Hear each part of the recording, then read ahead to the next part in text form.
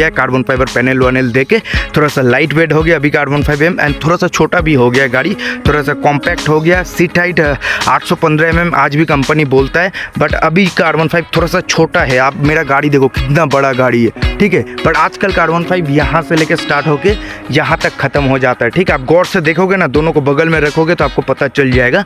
And seat height भी थोड़ा height इसका ज़्यादा है, बट आजकल R15 यहाँ तक सीट हाइट आता है, तो 805 mm एक्यूरेट जो है आसपास आता है। तो 5 फीट 5 इंच से नीचे हो तो आप ये मोटरसाइकिल कंसीडर नहीं कर सकते हो, सिटी में दिक्कत होने वाला है आपको, ठीक है। 5 feet 7 inch, 5 feet 6 inch, 5 feet 5 inch minimum height आपका होना चाहिए, एंड 6 फुट हो तो सबसे बेस्ट है इस मोटरसाइकिल के लिए, ठीक है। तो ये सबसे बेस्ट है। लुक्स बढ़िया है, इंडिकेटर्स बढ़िया है, DRL प्रोजेक्टर देखने को मिलता है आपको, प्रोजेक्टर LED हेडलाइट है जिसका पावर बहुत बढ़िया है। Low end high end, low end उतना बढ़िया नहीं है, but high beam low beam उतना बढ़िया नहीं है, high. So hey, what's my thrall family, this is Endam, you're watching Thrall Vlogs, welcome back to another video. So guys, finally जो है एक डिटेल्ड रिव्यू वीडियो में लेके आ चुका हूँ 2023, 24, 25, 26, ठीक है। 3 सालों से मैं ये मोटरसाइकिल चला रहा हूँ R15M, तो इसके ऊपर ढेर सारा जो है डिटेल में वीडियो है, लेकिन ये वाला जो है डेप्थ रिव्यू होने वाला है। क्या क्या प्रॉब्लम आपको फेस करना पड़ सकता है, इसका पार्ट्स का मेंटेनेंस कितना है, बाइक माइलेज कितना देता है, 3 साल बाद बाइक का क्या क्या चीज़ें चेंज करना पड़ सकता है आपको, क्या ये आपके लिए पॉकेट फ्रेंडली है, सबसे बड़ा बात, क्या इसका जो है आप आराम से 7-8 साल आराम से निकल सकते हो, आप काम भी कर सकते हो, कॉलेज जाते हो, वीडियोस बनाते हो, किन लोगों के लिए स्पेसिफिक ये मोटरसाइकिल है वही मैं बोलने वाला हूँ। तो चलो, बहुत ज़्यादा इन्फॉर्मेटिव हो रहा है। अगर आपने R15M ले लिया फिर भी आप देख सकते हो, ठीक है, एंड और भी वीडियोस है वो भी आप चेक कर सकते हो। एंड अगर आप लेने के बारे में सोच रहे हो, 2026 का 6 महीना निकल गया, 27 में लेने वाले हो, 6 महीना बाद लेने वाले हो, अभी लेने वाले हो, this is a legendary and epic motorcycle, ये हमेशा अवेलेबल रहने वाला है। हाँ, वर्जन्स चेंज होते रहेंगे, V1 आया, V2 आया, V3 आया, V4 आया, AM आया, अभी शायद से R2 या V5 आने वाला है। सो वो बड़ा बात नहीं है, बड़ा बात ये है क्या R15 लॉन्ग टर्म के लिए बेस्ट है। इन डेप्थ रिव्यू में दूंगा, 3 साल से चला रहा हूँ, मुझे क्या फेस किया है मैंने, एंड मैं क्या इसे एक्सचेंज करने वाला हूँ नेक्स्ट ईयर, क्या मैं R15 को चेंज करके ड्यूक वगैरह लेने वाला हूँ, एंड क्या आपको लेना चाहिए। तो चलो वीडियो स्टार्ट करते हैं। सबसे पहले गाइस देखो, लुक्स नेक्स्ट लेवल है। लुक्स की वजह से आप इस मोटरसाइकिल को जो है कंसीडर कर सकते हो। Most of the youngsters looks देख के लेते हैं, बट क्या उनके लिए ये पॉकेट फ्रेंडली है कि नहीं, वो सबसे बड़ा बात है guys. This motorcycle is not pocket friendly. अभी जो है कार्बन M में आता है, M सिर्फ कार्बन मॉडल में आता है, एंड कार्बन मीन्स ये कार्बन फाइबर टेक्सचर आप देख सकते हो। मैंने अलग से किया है भाई, 2023 मॉडल है मेरा, तो ये पूरा कार्बन टेक्सचर्स मैंने अलग से करवा के रखा है, फ्रंट पे भी है, आप लुक चेक मार सकते हो। तो लोडिंग्स वगैरह है, उस पर ढेर सारा वीडियोस है, आप जाके चेक कर सकते हो। सबसे बड़ा बात है मेंटेनेंस बिल्कुल भी चीप नहीं है। अगर आप सोच रहे हो R15 ले लूँगा, माइलेज बढ़िया है, टॉप स्पीड बढ़िया है, दबा के चलाऊँगा, ठीक है, तो ऐसा नहीं होता भाई। दबा के आप चला सकते हो, माइलेज भी बढ़िया है, टॉप स्पीड भी बढ़िया है, बट आपके पॉकेट के लिए ये थोड़ा महंगा हो सकता है।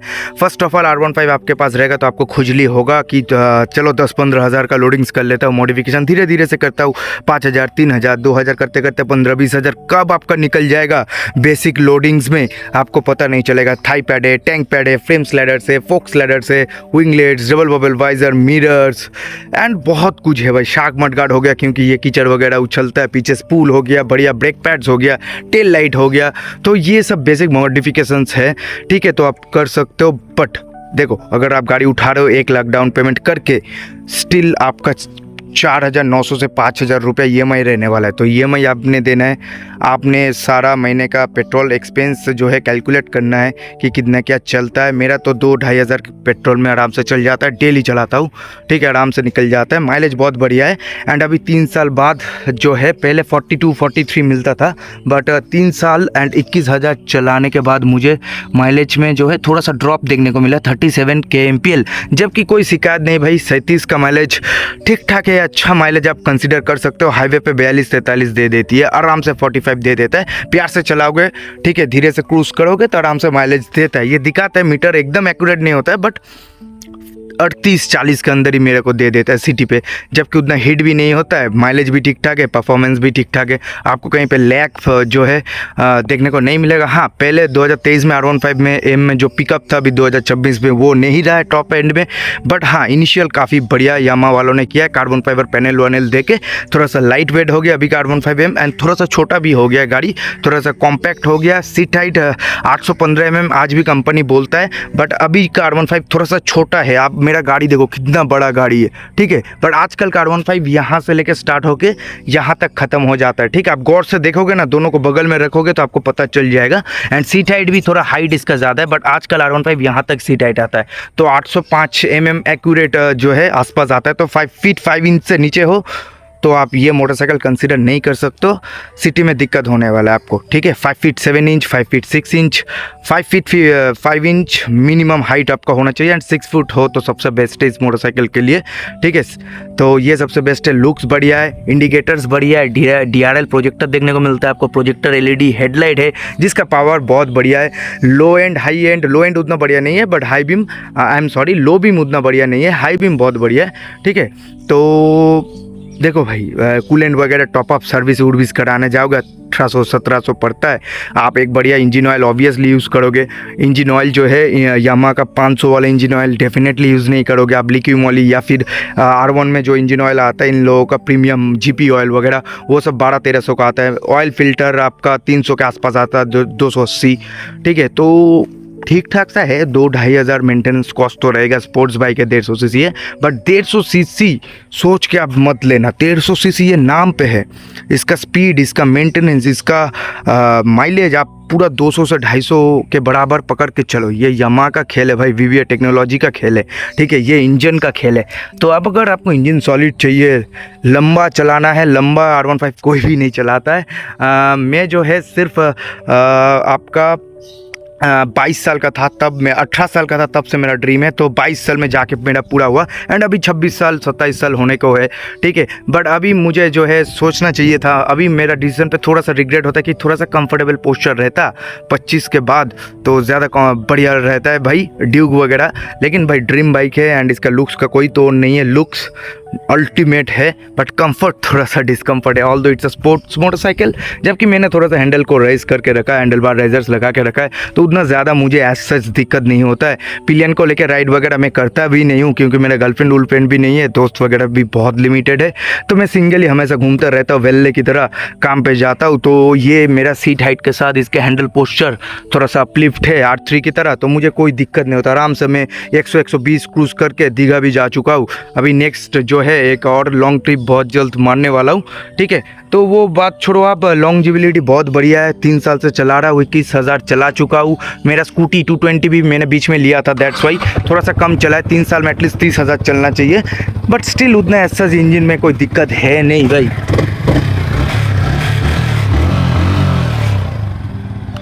तो ऐसा इंजन में दिक्कत नहीं है, यामा का इंजन है, बिंदास चलता है। पेट्रोल एटलीस्ट जो है आप ये देख लो, मेरा भी 3.5 लीटर के करीब है, तो 3 लीटर एटलीस्ट मेंटेन करना तो आराम से चलता है। फुल इंजेक्टर में भी कोई दिक्कत नहीं आता है, इंजन इसका मस्त है, बढ़िया लिक्विड ऑयल यूज़ करो एंड दबा के चलाओ, कोई ऐसा दिक्कत मुझे देखने को नहीं मिला है। सिर्फ एक प्रॉब्लम मुझे हुआ है, एंड हर एक R15 ओनर्स को प्रॉब्लम होता है, वो है रेडिएटर फ़ैन। तो रेडिएटर फ़ैन 1-2 साल में एक बार ख़राब होगा, 2200 के आसपास आएगा। 1 साल के अंदर मेरे तरह ख़राब हुआ आपका तो गुड न्यूज़ है भाई, वारंटी में क्लेम हो जाएगा, ठीक है। बट उसके बाद अगर हुआ तो 2200 का चूना आपका जाना तय है, जबकि पार्ट्स का प्राइस अभी थोड़ा सा कम हो गया है। एंड रेस्ट ऑफ पिलियन के नाम पे कोई कंफर्ट वम्फर्ट नहीं है, मम्मी फम्मी को लेके आप नहीं चला सकते हो, गर्लफ्रेंड या दोस्त को लेके ठीक है, ठीक ठाक है, एंड पकड़ने के लिए भी कुछ नहीं है। तो इम्प्रैक्टिकल मोटरसाइकिल है, बट स्टिल भाई इससे आप कम्यूटर पोस्चर या फिर कम्यूटर ये एक्सपेक्ट नहीं कर सकते। It's a sports motorcycle as you can see, and सबको पता भी है भाई R15 अपना स्पोर्ट्स एंड एग्रेसिव पोस्चर की वजह से जाना जाता है, तभी ना बढ़िया टॉप स्पीड गेन कर पाता है, नहीं तो MT ले लेते लोग, ठीक है। तो यही है, जा उठा सकते हो 2.5 लाख। अगर आप फूक रहे हो तो मैं बोलूँगा ड्यूक 250 फुल ग्रे कलर सबसे बेस्ट ऑप्शन रहने वाला है, क्योंकि अभी प्राइस ड्रॉप हो गया। NS 400Z जो कि 350 हो गया, वो भी आप कंसिडर कर सकते हो। सिर्फ 2,32,000 में NS 400 मिल रहा है, वो उठा सकते हो। अभी आप बोलेंगे इंजन रिलायबिलिटी ब्रांड वैल्यू तो है, ठीक है भाई, मैं भी मानता हूँ, बट 2,30,000 दे के अगर आप बढ़िया से मेंटेन करके रखते हो ना, बजाज का मोटरसाइकिल भी सालों चलता है, ऐसा कोई बात नहीं कि ठीक है संभाल करके रखोगे कुछ भी सालों चलेगा, वो आपके ऊपर डिपेंड करता है। ठीक है, आप क्या लोगे। मैंने तो यामा उठाया था, बचपन का ड्रीम था, कंप्लीट हो गया, अभी आगे का नहीं पता। शायद ड्यूक या NS400 में बाद में स्विच कर सकता हूँ, नहीं भी कर सकता हूँ, इसे रख भी सकता हूँ, तो एज सच अभी तक सोचा नहीं है। ठीक है, तो यही है भाई, ज़्यादा वीडियो मत देखो, जाओ उठा लो, अभी बोलने का कुछ नहीं है। यामा है सालों साल, 7-8 साल, आज का R15 V2 2017-16 का आज भी चला रहे लोग 10 साल बाद, आज भी किचमखाची हो रहा है, आज भी पेलम पाली हो रहा है, आज भी मोटरसाइकिल दबा के चल रहा है। बस पोस्चर का दिक्कत है, थोड़ा मोड़ा सॉर्टेड कर लेना, हैंडल बार राइजर वगैरह लगा सकते हो, काफ़ी बढ़िया है। JM इंडिया का हैंडल राइजर लगा के मैंने रखा है, जो ऐसा दिक्कत नहीं होता है, तो आराम से चलता है भाई, दिक्कत नहीं है चलने। तो आजकल पेट्रोल का प्राइस भी बढ़ गया है, तो ड्यूक NS में बहुत कम माइलेज मिलता है, 25 के आसपास, ये भाई 37, 38, 40 देती है, आराम से चलेगी। और क्या भाई, यामा है, चलो एक बार बढ़िया से सर्विस करा लो, दबा के चलाओ। फिर क्लच प्लेट तो चेंज करने का नाम ही नहीं लेता है भाई, 40,000 तक चलाओ, क्लच प्लेट नहीं फेंकना पड़ेगा, जापानीज ब्रांड है, तो यही फ़ायदा है, इसीलिए लोग लेते हैं। ठीक है, सबसे बड़ा बात है, इसीलिए लेते हैं। तो चलो और क्या बोलूँ, मिलते हैं नेक्स्ट वीडियो पे। यही डिटेल डेप्थ रिव्यू था। 2,000 के आसपास सर्विस कॉस्ट है, एंड मेंटेनेंस EMI VMI लेके 6 से 7,000 आपका मंथली ये खर्चा करवाएगा एवरी अल्टरनेटिव मंथ। हर महीने थोड़ी ना आप सर्विस कराने जाओगे, वो भी बड़ा बात है भाई, प्रैक्टिकली बोल रहा हूँ। ठीक है, तो वही है, चलो अभी ठीक है, उठा लो, सोचे हो तो कार्बन वार्बन है बढ़िया। इंस्टा पे भाई को फॉलो कर लो मॉडिफिकेशन एंड रील्स देखने के लिए। तो डेप्थ रिव्यू था 3 सालों में, मुझे तो बढ़िया ही लगा। ठीक है, थोड़ा सा ओवर प्राइस्ड है, मैंने फाइनेंस पे लिया था तो 3 लाख के करीब मुझे पड़ा, तो 3 लाख के हिसाब से ठीक है, वर्थ इट है। अगर दबा के चलाते हो ठीक है, थोड़ा जल्दी ले लेना चाहिए था, 18-19 साल की उम्र में तो बढ़िया रहता। अभी जो है 25 के बाद मैं रिकमेंड नहीं करूँगा कि आप R15 यूज़ करो, प्रैक्टिकलिटी भी चाहिए होता है भाई। ठीक है, एंड बाद में फैमिली वैमिली होगा तो तब एक सोचने लायक बात है। बाकी मैं कभी कभी चलाता हूँ तो मेरे लिए दिक्कत नहीं है, आपके लिए दिक्कत हो सकता है, आपका पैसा ना फंसे, वही मैं इसलिए वीडियो बनाऊँ डेप्थ पे। सोच समझ करके लो, ड्यूक 250 उठा सकते हो, 30 के ऊपर माइलेज देती है, 150-48 ऐसा चला भी जाती है, जिसको खींचमकाजी करना है, क्विक जाता है वो। 250 सीसी है भाई। KTM का पार्ट्स भी महंगा आता है, वो भी दिमाग में रखना, उसका भी मेंटेनेंस हाई है KTM का। तो 390 एंड 250 में 19-20 सिर्फ माइलेज का ही फ़र्क है, बाकी मेंटेनेंस सेम है। ठीक है, तो वही है, कम मेंटेनेंस में ज़्यादा माइलेज, ज़्यादा परफॉर्मेंस, रिलायबल इंजन चाहिए। सिर्फ पोस्चर को छोड़ के एक स्कूटी वगैरह खरीद लेना, क्या है, एक्टिवा उठा लेना सेकेंड हैंड, वो नॉर्मल यूज़ करना, ये वीकली में 2-3 बार यूज़ करना, बस दबा के चलेगा 15 साल। और क्या, फिर एक्सटेंशन करके CF 5 साल और फिर घर में हैंग करके रख देना पैडॉक स्टैंड में, तभी भी ये भागेगी। जापानीज इंजन है, बोलने का ज़रूरत नहीं है। Till then be safe, this is my designing after vlogs, bye.